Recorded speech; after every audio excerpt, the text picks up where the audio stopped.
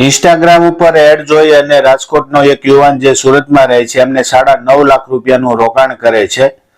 અને થયું છે એવું કે જ્યારે પૈસા પોતાના પાછા માંગે છે ત્યારે એમને ટેલિગ્રામ ચેનલમાંથી પણ દૂર કરવામાં આવે છે અને એમનો નંબર બ્લોક કરી દેવામાં આવે છે।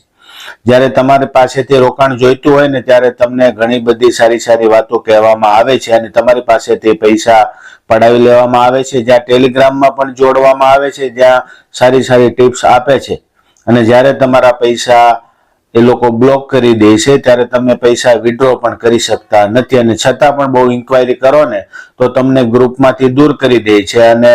ઉપર જતા તમને પણ બ્લોક કરી દે છે। એટલે તમારી પાસે બીજો કોઈ પણ રસ્તો રહેતો નથી કે આ છેતરપિંડી કરી જાય છે ને એ લોકોનો કોઈ પણ રીતે સંપર્ક થઈ શકતો નથી, કારણ કે ટેલિગ્રામ ચેનલ હોય, બાકી તમારી પાસે કઈ કોન્ટેક્ટ નંબર પણ હોતા નથી। તો માટે મહેરબાની કરીને ક્યાંય પણ ઇન્સ્ટાગ્રામ, ફેસબુક, યુટ્યુબમાં આવી રીલ્સ જોઈને